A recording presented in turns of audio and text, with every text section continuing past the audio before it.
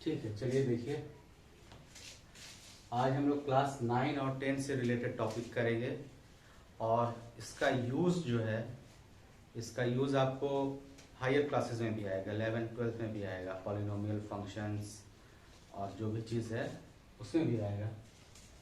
तो हम लोग लिख तो दिए क्लास 9 एंड 10 और ये जो चैप्टर है पॉलिनोमियल, तो इस चैप्टर में पॉलिनोमियल में देखिए लिख दिए अलग अलग टर्म को स्प्लिट करके। Poly means more than one, nomials means term connected with plus और माइनस। ठीक है, तो कोई भी ऐसा अलजेब्राइक एक्सप्रेशन जिसमें के टर्म्स जो हैं वो प्लस और माइनस के साथ कनेक्टेड रहें वो पॉलिनोमियल्स कहलाएंगे। ठीक है, मल्टीप्लाई और डिवाइड के साथ वाला नहीं, प्लस और माइनस के साथ कनेक्टेड जो जो टर्म्स रहेंगे वो पॉलिनोमियल कहलाएंगे। और पॉलिनोमियल के कहलाने के लिए, किसी भी एक्सप्रेशन को पॉलिनोमियल कहलाने के लिए क्या क्या कंडीशंस होना चाहिए, इसको हम लोग डिस्कस करेंगे इस क्लास में। सबसे पहले इसमें कुछ टर्म्स आएगा, इंपॉर्टेंट टर्म्स आएगा जिसको कि आप जान लीजिए। वेरिएबल्स,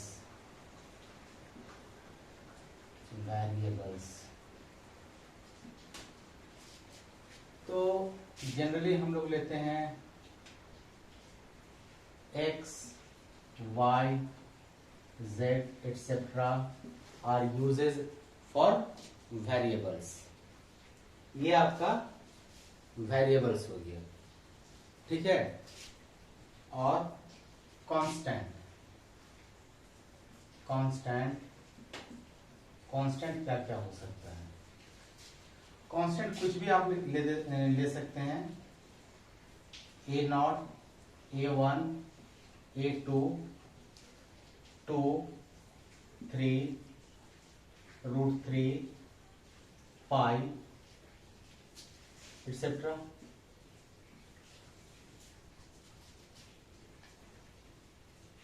चलिए अब एकदम क्लास 7 या क्लास 8 का जो आपका कॉन्सेप्ट है, उस कॉन्सेप्ट को मैं याद दिलाता हूं। सबसे पहला चीज, ठीक है, उसको याद दिलाते हैं। क्लास 7 और 8 में हम लोगों ने पढ़ चुका होगा मोनोमियल्स। याद कीजिए, मोनोमियल्स, जिसमें सिर्फ और सिर्फ एक टर्म रहते हैं, like 2x ax square a1 x cube. 2x भी एक मोनोमियल है, ax स्क्वायर भी मोनोमियल है और a1 x क्यूब भी एक मोनोमियल है। ठीक है, और ये जो है, इसको ये कोफिशिएंट है किसका? x का। a किसका कोफिशिएंट है? x स्क्वायर का। a1 किसका कोफिशिएंट है? x क्यूब का। मोनोमियल्स हो गया। बाइनोमियल्स देखते हैं क्या होता है। Binomials 2x plus ax square,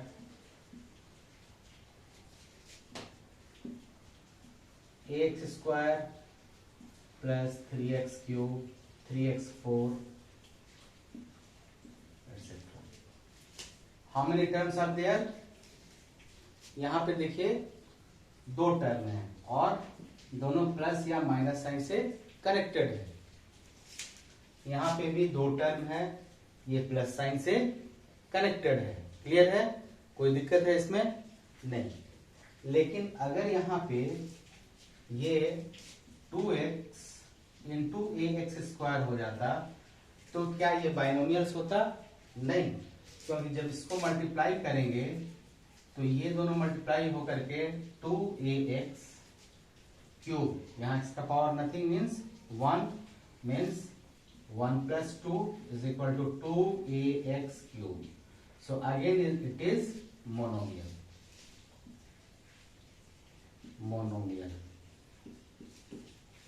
एक चीज आपके दिमाग में हमेशा याद रहना चाहिए कि दो टर्म के बीच में प्लस या माइनस साइन ही होना चाहिए। इन दोनों साइन के सिवा, प्लस या माइनस साइन के सिवा अगर मल्टीप्लिकेशन का साइन है ना, तो वो फिर से मोनोमियल बन जाएगा। ठीक है, is it clear?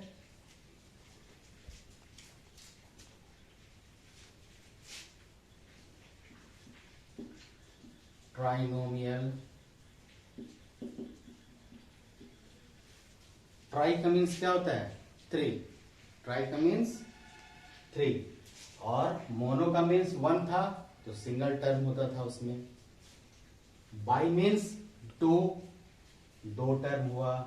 Try means 3, so there will be 3 terms connected with either plus or minus sign. Consider 2x plus root 3 x square plus pi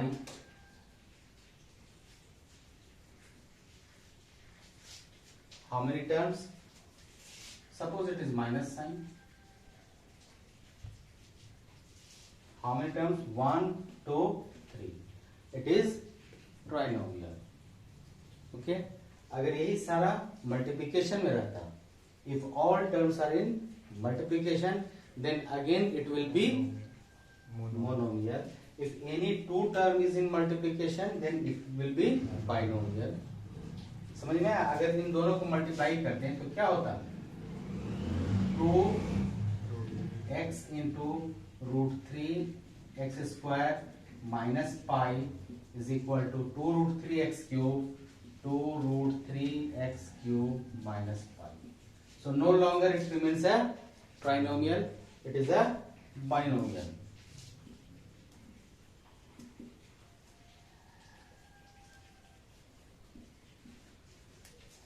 इसलिए आपको हमेशा याद रखना चाहिए कि अगर 2 टर्म के बीच में एक प्लस का साइन है तो वो बाइनोमियल, 2 प्लस का साइन है या माइनस का साइन है तो ट्राइनोमियल, है ना?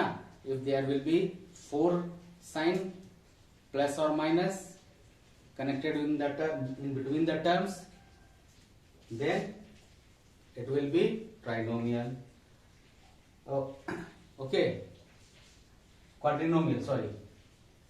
2 साइन में ट्राइनोमियल, 3 साइन में क्वाड्रिनोमियल।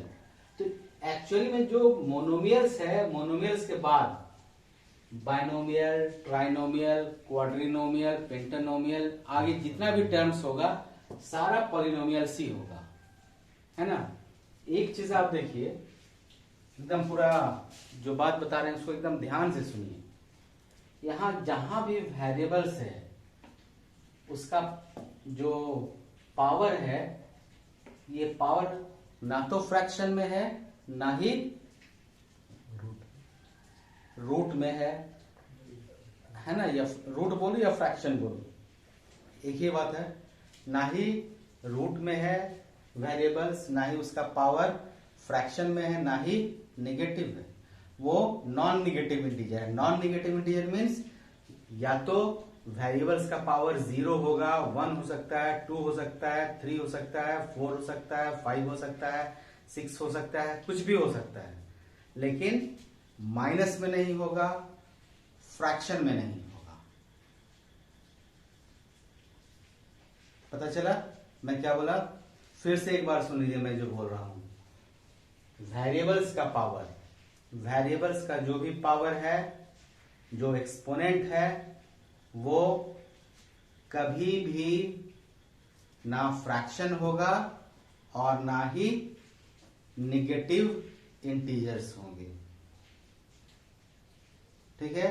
इट शुड बी आइदर 0 और पॉजिटिव इंटीजर। एक पॉलिनोमियल होने के लिए सबसे पहला शर्त यही है कि वेरिएबल्स का जो पावर है ना, उसको होना चाहिए या तो 0 या कोई पॉजिटिव इंटीजर। क्लियर है? चलो देखते हैं डेफिनेशन क्या है। अब A polynomial px is one variable is an algebraic expression in x of the form. Polynomial को हिंदी में बच्चे बहुपद भी बोलते हैं और अलजेब्राइक एक्सप्रेशन को बीजीय व्यंजक भी बोलते हैं। ठीक है, तो हिंदी मीडियम के स्टूडेंट्स भी इसको समझ सकते हैं आराम से। और a1 x to the power n plus a2 x to the power n minus 1 a3 x to the power n minus 2 dot dot dot an, यहाँ पे ये सब a1 a2 a3 an क्या है?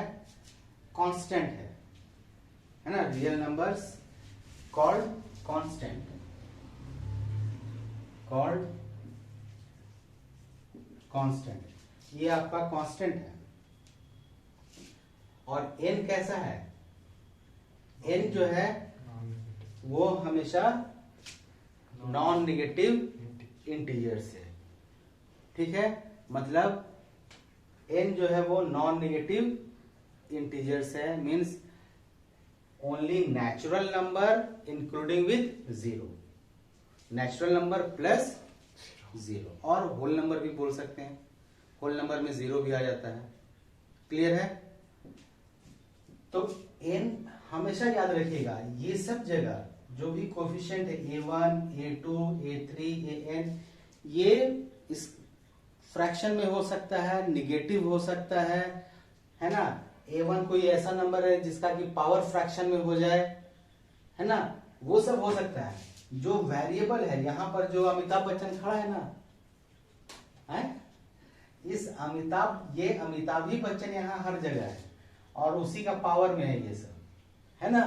तो अमिताभ बच्चन जो खड़ा है, जो बॉस खड़ा है, बिग बॉस, उसका जो पावर है, ये पावर 0 1 2 3 4 5 6 7 8 9 10 कुछ भी हो सकता है, नहीं हो सकता है तो सिर्फ निगेटिव नहीं हो सकता है और फ्रैक्शन में नहीं हो सकता है। ठीक है, एक टर्म आएगा इसमें लीडिंग टर्म। ठीक है, लीडिंग टर्म कौन सा टर्म होगा? वो टर्म होगा लीडिंग टर्म जिसमें कि वेरिएबल का पावर, वेरिएबल क्या है? एक्स है। अमिताभ बच्चन जहां जहां है वो सब वेरिएबल है, वेरिएबल क्या है? एक्स है।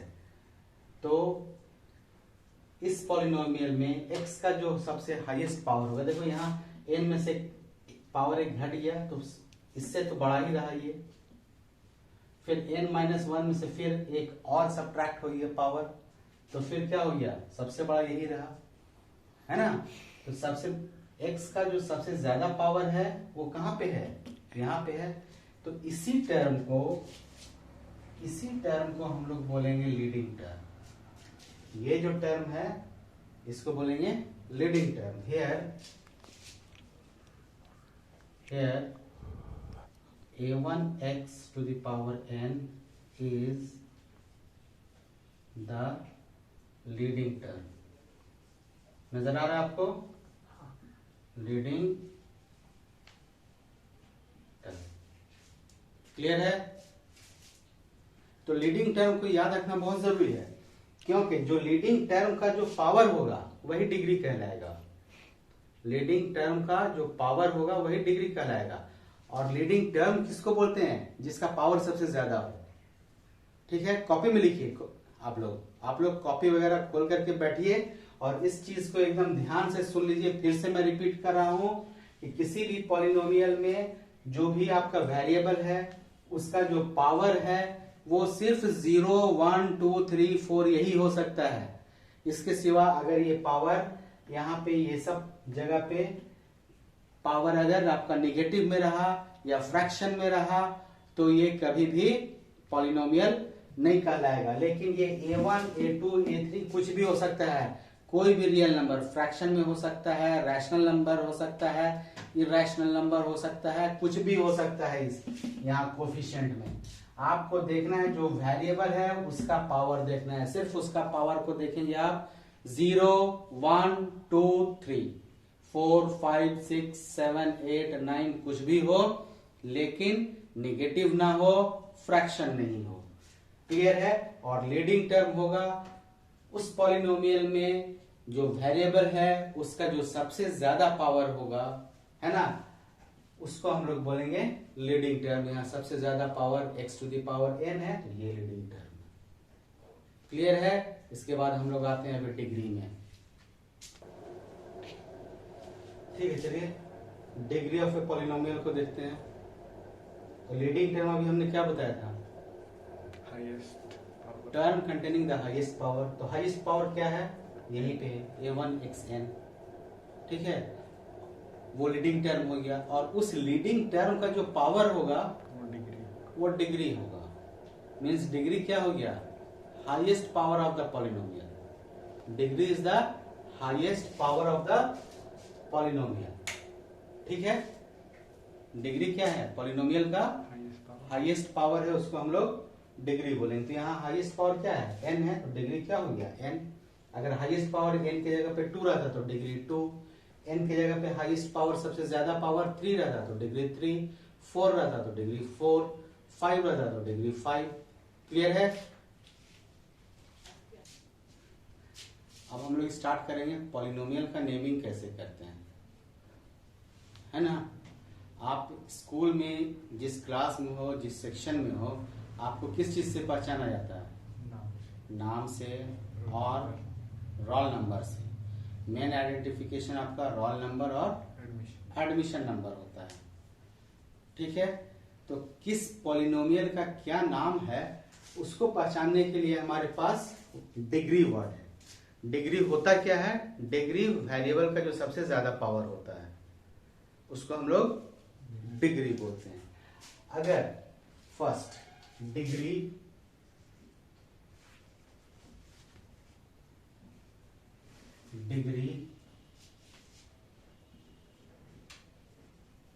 and name, if polynomial of this type a1x plus b, its degree is, what is the highest power of x? Here nothing means 1. Nothing means 1. What will be its name? 1 means linear. Linear. Monomial means term एक होना चाहिए, दो नहीं, एक। यहां तो term दो है ना। हम बता रहे हैं आपको naming of polynomial. Naming of polynomials. अगर डिग्री 1 है तो इसको हम लोग बोलते हैं लीनियर। अगर इस तरह का है a1 x square plus a2 x plus a3, leading term कौन सा हुआ? ये आपका क्या हो गया? Leading term. लीडिंग टर्म, तो डिग्री क्या हो गया इसका? इसका जो पावर है हाईएस्ट, पूरे में से सबसे ज्यादा पावर कहां पे? यहीं पे है। लीडिंग टर्म का ही पावर हाईएस्ट पावर होगा, तो क्या हो जाएगा? डिग्री 2। ठीक है, अब इसका जो टाइप होगा या इसका जो नेम होगा, नेमिंग करेंगे तो इसको बोलते हैं क्वाड्रेटिक पॉलिनोमियल। क्वाड्रेटिक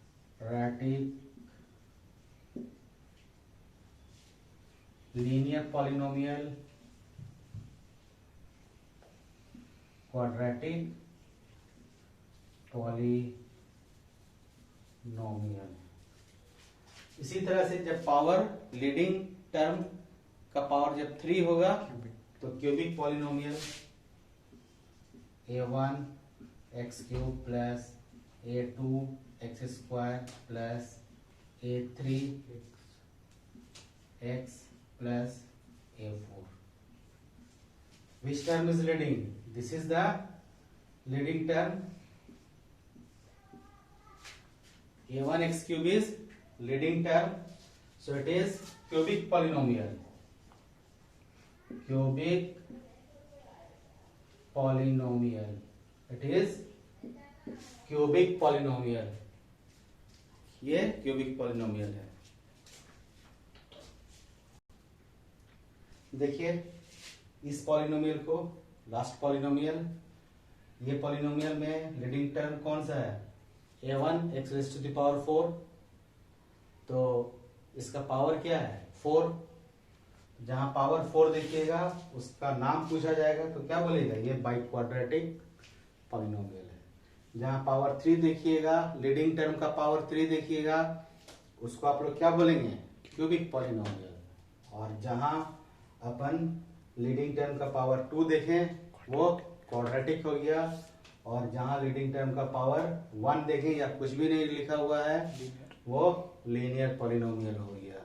अब इसके आगे हम लोग पढ़ते हैं जीरोस ऑफ ए पॉलिनोमियल। चलिए कुछ इंपॉर्टेंट नोट है, इसको देख लेते हैं। Degree of a constant polynomial is 0। मान लीजिए कोई पॉलिनोमियल px इक्वल टू 3 है आपका, px equal to 3, then 3 can be written as 3 into 1 and 3 equal to 3 into x raised to the power 0। किसी भी चीज का पावर 0 होता है उसका वैल्यू क्या होता है, 1 होता है। ठीक है, तो हमेशा याद रखिए कांस्टेंट पॉलिनोमियल का डिग्री 0 होता है। Degree of A zero polynomial, if px equal to 0 then it is said to be zero polynomial, and 0 can be written as 0 into x, 0 into x square, 0 into x cube। तो यहाँ क्या होगा, power या 1 हो सकता है, वो हो गया 2 हो गया 3 हो गया। तो हम लोग डिग्री क्या लिखेंगे आज के, यहाँ तो एक फिक्स था 0, लेकिन यहाँ 1 भी हो सकता है, 2 भी हो सकता है, 3 भी हो सकता है। तो कुछ डिफाइंड नहीं है कि एग्जैक्ट होगा क्या, इसलिए हम लोग बोलते हैं degree is not defined. Zero polynomial का डिग्री डिफाइंड नहीं होता है। और थर्ड में आपका सब बहुत इंपॉर्टेंट चीज क्या है ना, if degree of a polynomial is n, if degree of a polynomial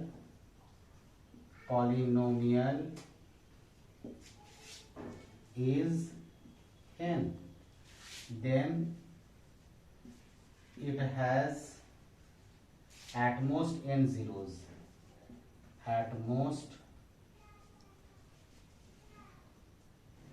n zeros। ठीक है, अगर किसी पॉलिनोमियल का डिग्री 2 है तो उसमें उसका जीरोस कितना होगा, 2 जीरोस निकलेगा। 3 है तो 3 जीरोस होगा। 4 है तो ज्यादा से ज्यादा 4 जीरो, 5 जीरो उसका कभी नहीं होगा, है ना। उससे कम हो सकता है, रियल जीरोस उससे कम हो सकता है, उससे ज्यादा नहीं होगा। हम लोग इसके बाद वाला में देखते हैं कि जीरो ऑफ ए पॉलिनोमियल होता क्या है ना। एक्चुअल में वो होता क्या है कि कोई भी पॉलिनोमियल दिया हुआ है उसमें x का वो कोई रियल नंबर डाल दें जिससे कि उसको सॉल्व करने के बाद फाइनली 0 आ जाए, उस नंबर को बोलेंगे जीरो ऑफ ए पॉलिनोमियल। ठीक है, अब फिर यहां पे हम लोग कौन सा रूल लगाते हैं, अमिताभ बच्चन रूल। ठीक है, अमिताभ बच्चन रूल पता ही होगा।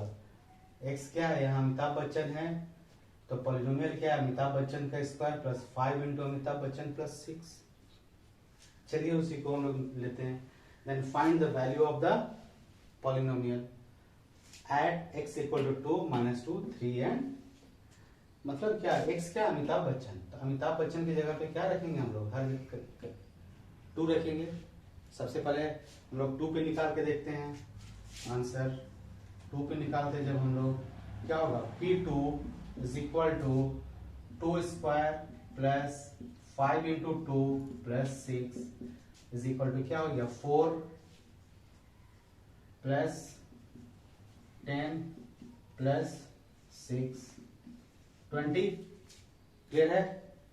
नेक्स्ट p माइनस 2 निकालते हैं, p माइनस 2 निकालते हैं, क्या आ जाएगा, माइनस 2 का square plus 5 into minus 2 plus 6, minus 2 का स्क्वायर पावर इवन है तो प्लस हो जाएगा, 4 रहेगा प्लस माइनस माइनस, तो ये साइन क्या हो जाएगा, माइनस हो जाएगा आपका। 5 इंटू 2 10 प्लस 6 कितना हो गया, 0। फाइनली इसको सॉल्व कीजिए। 4 माइनस 10 माइनस 6 प्लस 6 0।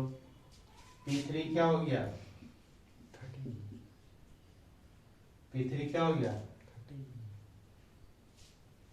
और अमिताभ बच्चन की जगह पे क्या रखेंगे, 3।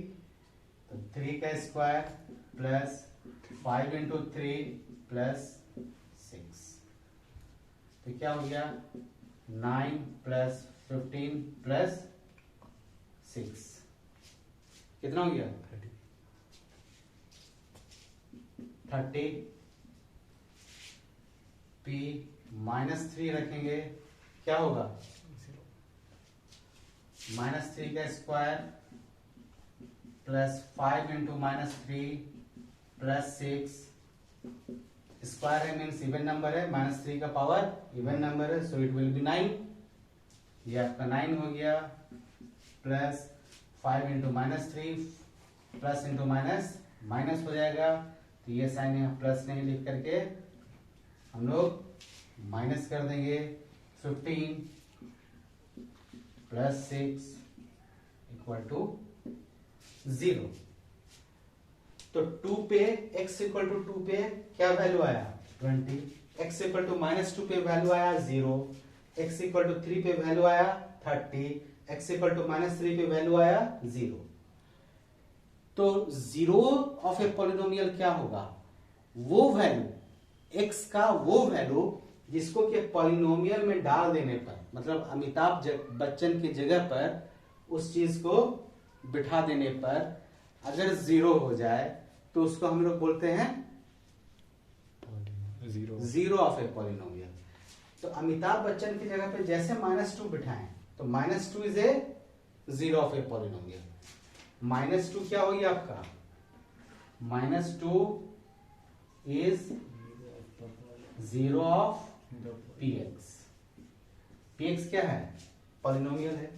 फिर अमिताभ बच्चन क्या हॉट चेयर पे किसको बिठा दिए, -3 को। यहाँ -3 का स्क्वायर 5 इंटू -3 प्लस 6, यहाँ तो 6 के अगल बगल अमिताभ बच्चन है ही नहीं, कुछ नहीं करना है, बिठा दिए, तो इसका वैल्यू भी 0 आ गया। तो -3 is a zero of px, मतलब कि x का वो रियल नंबर जिसके लिए पॉलिनोमियल का वैल्यू ही 0 हो जाए उसी को हम लोग 0 बोलते हैं। क्लियर है, इसका डेफिनेशन अभी मैं लिख देता हूं, ठीक है। अभी क्या पढ़े थे, इसका लीडिंग टर्म कौन सा है, this is called the leading term. और लीडिंग टर्म का डिग्री क्या है, 2। हाईएस्ट पावर को ही डिग्री बोलते हैं, 2 है, तो इसका डिग्री क्या है, 2 है। जस्ट इससे पहले थोड़ी देर पहले अभी तुरंत हम लोगों ने क्या पढ़ा है कि if a polynomial has degree n then it has at most n root. अगर किसी भी पॉलिनोमियल का डिग्री n है, मतलब उसका हाईएस्ट पावर n है, तो ज्यादा से ज्यादा उसका n रूट्स होगा। उससे कम भी हो सकता है रियल रूट्स उससे कम भी हो सकता है, लेकिन ज्यादा से ज्यादा रियल और कॉम्प्लेक्स दोनों मिला करके ज्यादा से ज्यादा रूट n ही होगा। तो यहाँ पे डिग्री कितना है, 2 है, ठीक है। तो जीरोस कितना होना चाहिए इसका, 2। तो किसी भी पॉलिनोमियल का डिग्री अगर 2 है तो ज्यादा से ज्यादा इसका 2 ही जीरोस मिलेगा। कौन सा, जिसको जीरोस बोलेंगे, ये 0 है, -2 और एक 0 क्या निकल गया, -3। ये 3 के लिए इसका वैल्यू तो 0 नहीं आया, अमिताभ बच्चन के हॉट सीट पे 3 को बिठा दिए तो इसका वैल्यू 0 नहीं आया, तो इसलिए ये 0 नहीं कहलाया। लेकिन -2 को हॉट सीट पे बिठा दिए तो क्या हो गया, हॉट सीट कौन सा है, x के जगह पे बिठा देना है, सिर्फ बिठा दिए तो इसका वैल्यू 0 आ गया। इसलिए -2 जो है क्या कहलाया, इसका 0 कहलाया। क्लियर है। हम लोगों ने क्या देखा, पिछले वाले एग्जाम्पल में जो लिए थे, उस एग्जाम्पल में हम लोग देखे थे कि x का वो वैल्यू 0 कहलाएगा जिसके लिए पॉलिनोमियल पूरा 0 हो जाए। तो a real number b for which px is 0, that is x की जगह पे x क्या है, अमिताभ बच्चन का हॉट सीट, उसके जगह पे अगर इस b को डाल दें तो अगर 0 हो जाएगा तो वो रियल नंबर b जो है उसी को बोलेंगे 0 ऑफ द पॉलिनोमियल। एक एग्जांपल लेते हैं, find the 0 of the polynomial px equal to इतना and find p -1 and p4। तो इसको हम लोग एक बार -1 पे निकाल के देखें, वैल्यू कितना आ गया, 0 आ गया। -1 का square -3 into -1 -4, 1 + 3 -4 equal to 0।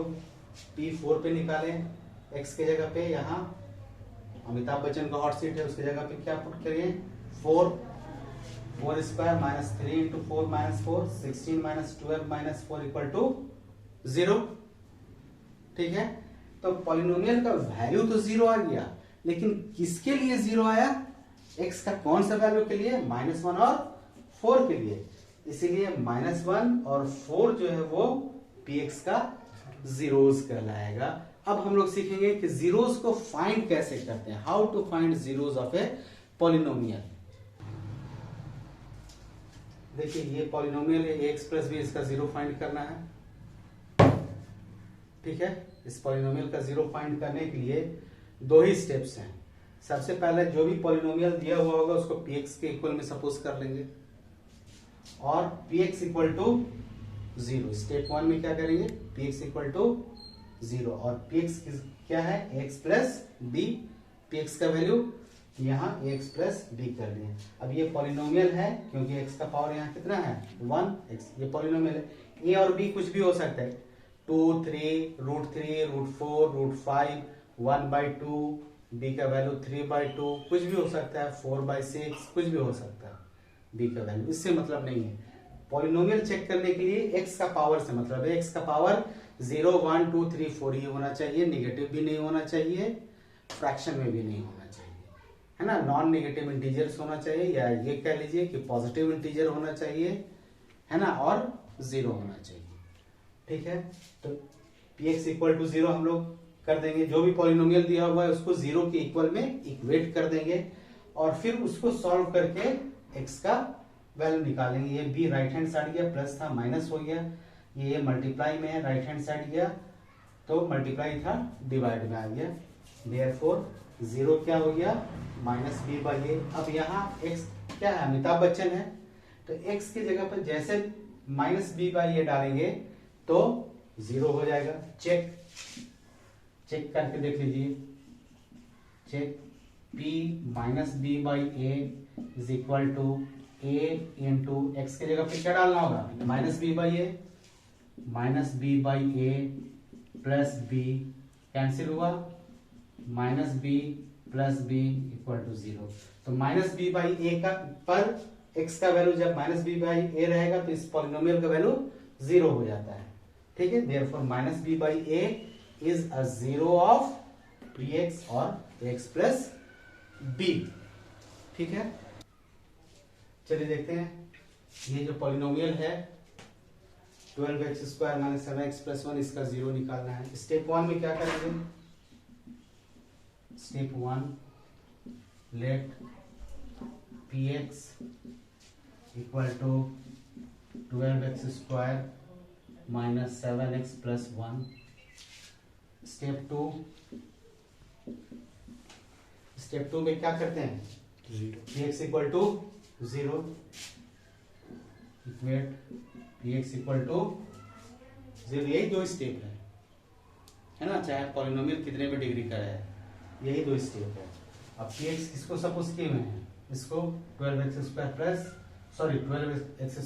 7x + 1, ये क्या हो गया आपका 12x² - 7x + 1 इक्वल टू 0। अब इन दोनों को मल्टीप्लाई कीजिए, क्या आ गया 12, मिडिल टर्म स्प्लिटिंग कर रहे हैं, ये क्या आ गया 12 का फैक्टर क्या हो सकता है, हमको बीच में कितना लाना है -7 नहीं -7, इसको देखते हुए बीच में मुझे -7 लाना है। क्या करने का है, या तो 3 होगा 4 2 6 है ना, या 4 होगा -3 और -4 होगा, तभी आएगा। दूसरा और कुछ नहीं लिया जा सकता है। 2 6 क्या होगा, 2 6 ठीक है 2 6 भी आप लीजिएगा, 2 6, आएगा नहीं। लेकिन आपको अगर है ना, लेकिन -7 नहीं आएगा। 3 4 भी हो सकता है।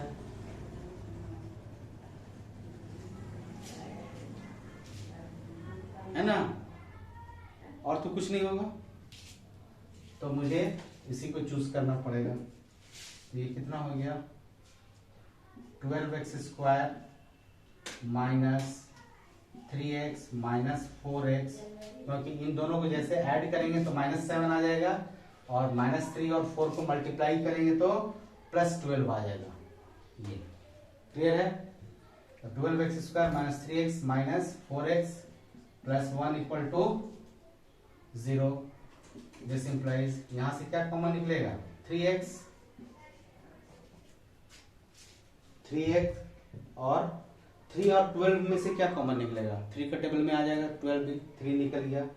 x² और x में से क्या कॉमन निकलेगा, जो कम पावर रहता है x, वो निकल गया। तो यहाँ क्या बचा, 4 बच गया, 3 4 12 फिर से आ जाएगा, और यहाँ x बच गया, माइनस यहाँ कुछ नहीं तो 1 बचा हुआ है, माइनस।